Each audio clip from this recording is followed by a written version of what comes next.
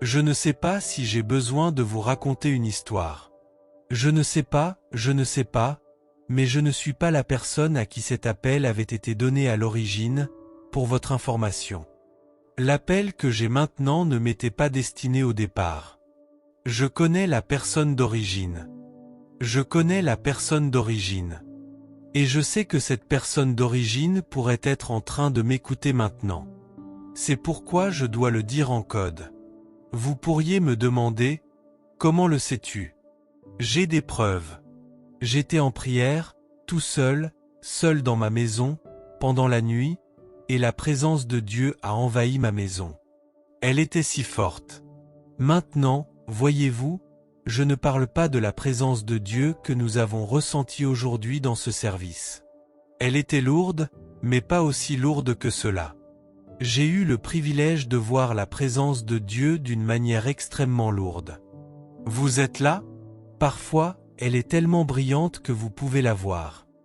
Elle vient avec de la lumière, et il y a de l'obscurité dans l'endroit, puis quand cette présence frappe, tout est illuminé. C'est de cela que je parle. On ne fait pas cette expérience trop souvent dans une vie. J'étais donc simplement en train de faire mes prières, marchant de long en large dans le salon, et alors la présence de Dieu est venue, si intense que j'ai été renversé, je suis tombé par terre. Puis j'ai été emmené dans le passé. Ma description de l'expérience, c'est que le Seigneur a pris mon esprit et m'a emmené dans le passé pour me montrer quelque chose. Il m'a montré des personnes à qui avait été confié le manteau que je porte aujourd'hui. Il m'a donc fait parcourir le chemin de la mémoire, ou de l'histoire. Ce manteau était sur cet homme, et au moment où il est venu sur lui, son ministère a commencé à grandir. Tout le monde a commencé à le connaître, et alors l'attention des démons du territoire a été attirée vers lui. Vous êtes là? Je parle de luminaires que Dieu utilise pour mettre fin au silence prophétique sur des territoires, afin de commencer un rythme de réveil. Des démons qui avaient pris racine dans les transgressions du territoire se sont levés pour combattre cet homme. Oh! Oh mon Dieu! Il était beau sous l'onction. Quelque chose est arrivé à cet homme. Le manteau est passé et est allé sur un autre homme, et soudain le ministère a commencé à exploser. Je suis né dans cette ville. J'ai fait mes études secondaires, ce que vous appelez le lycée, dans cette ville. L'école élémentaire et le lycée, je les ai faits dans cette ville. J'ai fait mes études universitaires dans cette ville. J'ai donc été autour de cet endroit. Puis le Seigneur a commencé à me montrer comment le manteau est venu sur cet homme. Alors le ministère a commencé à exploser. L'influence a commencé à venir. Et alors ces démons ont encore recommencé à se lever. Quelque chose est arrivé à cet homme. Puis le manteau est passé à un autre homme. Et cet homme ne savait pas pourquoi son ministère explosait, et il ne s'est pas préparé. Devinez quoi? Ces démons ont recommencé à venir. Ah, je parle en parabole parce que je ne veux pas que les personnes qui m'entendent comprennent ce que je dis. Celui-ci a refusé d'investir dans la prière, parce que lorsque cette chose se lève et que ces démons viennent, votre seule voie d'évasion, et tant de choses terribles ont commencé à se produire, et je ne veux pas mentionner ces choses terribles. Puis le manteau s'est encore déplacé, il est allé sur un autre. Le manteau était donc sur celui-là pendant que j'étais encore dans le premier. Vous êtes là? Je l'ai vu s'élever. Une autorité étrange. Allons. Quelque chose est arrivé. 22 ans après que le premier homme dont j'ai parlé s'est endormi, j'ai alors été considéré pour porter le manteau. Mais le ciel a décidé de m'aider. Vous êtes là? Le ciel a décidé de m'aider. Voici comment le ciel m'a aidé. Ils n'ont pas permis que la gloire du manteau repose sur moi d'un seul coup. Petit à petit. Parce que plus cette onction commence à reposer sur vous, plus l'exigence de consécration commence à s'élever. Jésus commence à exiger que vous passiez plus de temps avec lui. Il commence à exiger que vous passiez plus de temps dans sa parole, afin qu'il puisse vous enseigner la sagesse. Et beaucoup d'entre nous n'ont pas ce temps. Nous prétendons ne pas avoir ce temps pour le faire. À ce moment-là, je travaillais encore, et dans le travail que je faisais, je n'avais pas de week-end. Je n'avais pas de jour férié. Je n'avais pas de dimanche. Je n'avais pas de temps pour le service. C'était une mission nationale.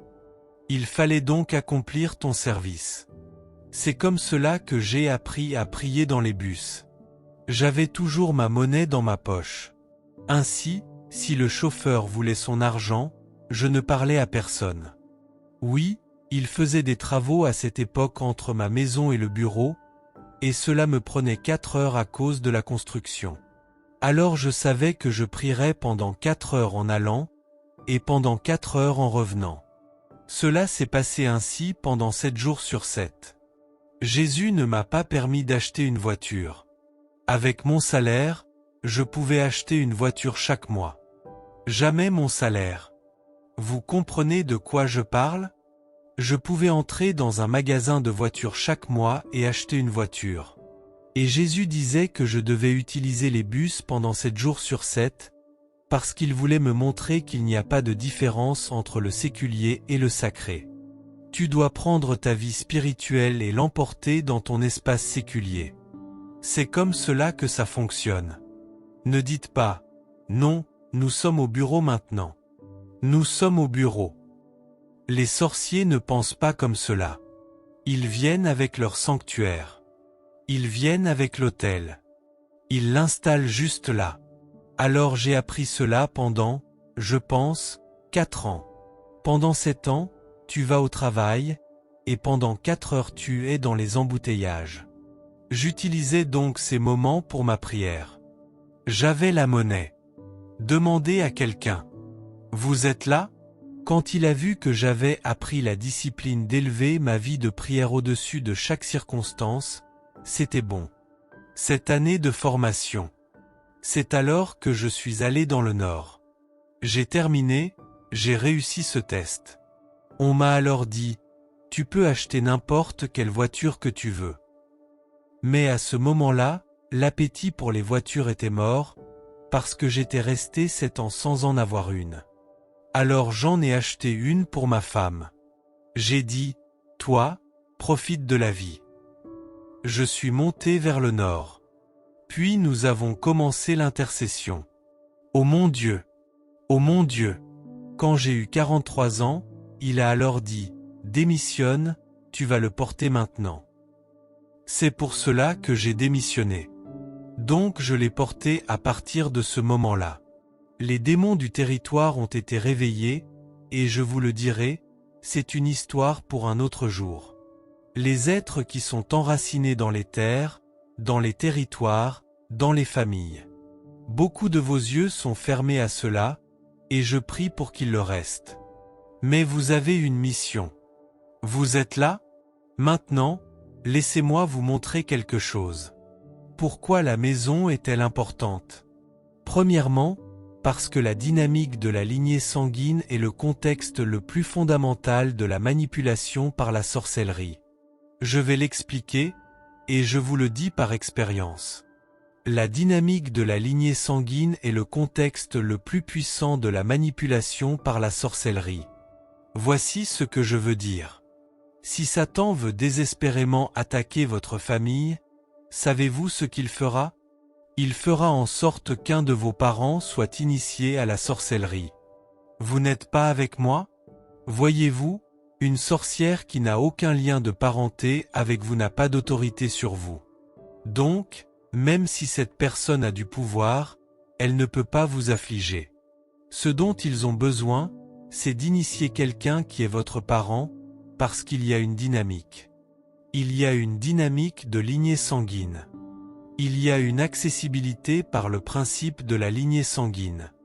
Ils doivent donc initier quelqu'un qui est dans votre lignée sanguine et utiliser l'autorité de cette personne comme plateforme pour affliger. Cela signifie que le diable est plus conscient des possibilités qui peuvent trouver expression dans le contexte des politiques de lignée sanguine que le croyant lui-même. Vous devriez être désespérément déterminé à vous assurer que chaque membre de votre maison se tourne vers le Seigneur, comme un moyen d'assurer votre propre repos et votre propre sécurité personnelle. Parce que c'est seulement par les points faibles que Satan prend avantage, puis il commence à hanter votre destinée. Je suis missionnaire. C'est pourquoi j'ai dû apporter cette image, afin que vous puissiez voir ce que nous affrontons dans ce contexte. Les ténèbres sont réelles. Dans ce contexte, les personnes qui parlent au nom des ténèbres savent qu'il y a de la puissance dans les ténèbres. Vous comprenez? Vous savez, ici, vous dites, eh bien, vous savez, vous êtes là? Donc une partie de ces éclairages que je partage avec vous vient de l'engagement sur le terrain, et j'ai besoin d'utiliser cela pour bâtir votre forteresse. Pour les sorcières, pour les sorciers, pour les personnes spirituelles, la famille est une plateforme très pertinente. Et c'est dans ce contexte qu'ils cherchent à investir, afin d'avoir un point d'entrée dans une communauté. La plupart des problèmes que la famille rencontrera viendront des personnes qui sont des serviteurs de Satan au sein de cette famille. Ces personnes ne détournent jamais leur regard de ceux qui ne servent pas Satan. Si vous achetez une voiture, ils disent « Ah, maintenant elle conduit ». Vous vous mariez et vous le publiez sur Facebook, ils disent « Cela signifie qu'il y a quelqu'un autour de sa vie pour prendre soin d'elle ». Voilà donc le premier contexte. La raison pour laquelle toute la maison doit se tourner vers Dieu, c'est que s'il existe un seul point faible qui n'est pas encore dans le domaine de Dieu, Satan utilise ces points faibles comme principale porte d'entrée pour commencer à influencer le reste. Voilà le premier point. Le deuxième point. Vous êtes là? Oui, monsieur. Le deuxième point, j'ai besoin de vous montrer une preuve tirée des Écritures. Le deuxième point est que chaque famille a un appel collectif unique venant de Dieu. Une Chronique 12 verset 32. Joie, aide-moi à lire. Chaque famille a un appel collectif unique venant de Dieu. Une Chronique 12 verset 32. Aide-moi à lire. Très bien. Une Chronique 12 verset 32. Et il est écrit, et des enfants d'Issachar. Oui, lis, lis, lis, lis. Les hommes qui avaient l'intelligence des temps et qui savaient ce que devait faire Israël. Vous voyez, cette grâce prophétique qui reposait sur la tribu d'Issachar était une grâce familiale. Amen. Vous êtes là? C'était une grâce familiale. Et ce n'est pas chaque prophète qui peut discerner le temps. Ce n'est pas chaque prophète qui peut discerner la saison. Mais il y avait une expression prophétique unique qui reposait sur la tribu d'Issachar. Chaque membre de cette famille était considéré comme un homme qui comprend les temps et qui savait ce qu'Israël devait faire, ce qui était le plus significatif pour chaque saison. Pouvez-vous voir la famille d'où vous venez? Il y a un appel unique que cette famille porte. Et Dieu attend que chacun de vous qui a donné sa vie à Christ soit dans le lieu de prière, insistant pour que cette couverture collective commence à se manifester. C'est lorsque cet appel collectif commence à s'exprimer que nous pouvons conclure. J'ai dit que c'était une famille d'intercesseurs. Donc Dieu voulait susciter des intercesseurs à partir de cette famille. C'est la raison pour laquelle Dieu a permis que nous soyons une famille. Oh, vous ne l'avez pas encore vu, c'est à cause de l'importance de cette famille. C'est pourquoi Satan ne veut pas que vous entriez dans cet appel collectif. S'il voit qu'il vous a manqué, que vous êtes né de nouveau, que vous avez trouvé votre appel et que vous marchez dedans, alors il ne veut pas que votre influence atteigne cette famille, afin que tout l'appel collectif puisse être réalisé. Et c'est pourquoi l'étendue et le cadre de l'initiative de Dieu pour le salut concernent la maison, car tu seras sauvé, toi et tous les membres de ta maison. Est-ce clair? La maison. S'il vous plaît, aidez-moi à dire à votre voisin, la maison. Maintenant, parfois, il est plus facile de croire lorsque nous permettons quelques exemples pratiques. Mais avant cela, je prendrai 2 questions. Ensuite, si vous êtes ici ce soir, parce que je vous ai dit que si Satan veut envahir une famille, ce qu'il fera, c'est initier un membre de cette famille à la sorcellerie afin d'obtenir la légitimité nécessaire pour pouvoir accéder à cette lignée. S'il est en dehors du cadre de la famille, il n'a pas la légitimité pour affliger cette famille. Il a donc besoin de quelqu'un du clan. Ainsi, la maison est un contexte puissant. La plupart de vos combats spirituels sont enracinés dans le contexte de la maison. Je vous parle avec l'autorité d'un missionnaire, un missionnaire qui a été sur combien de continents avec l'Évangile? Peut-être pouvez-vous m'aider. J'ai été en Amérique du Sud, en Amérique du Nord, en Europe, en Afrique. D'accord. L'Asie est le seul continent où je ne suis pas encore allé. Oui. Donc, j'étais là, au Brésil. Je peux vous parler des dieux, oui, avant que nous terminions cet enseignement aujourd'hui, afin que vous ne pensiez pas que ce que j'enseigne est abstrait. Nous allons prier une prière et libérer la main de Dieu dans ce service, afin que nous puissions voir la dimension pratique des choses dont je parle. Satan combat selon la structure familiale. Il a besoin d'une semence dans une famille, à partir de laquelle il commencera à lancer ses attaques. Il a besoin d'une semence. Et ainsi, toute la famille doit être ramenée au Seigneur, afin que Satan n'ait aucun point d'entrée.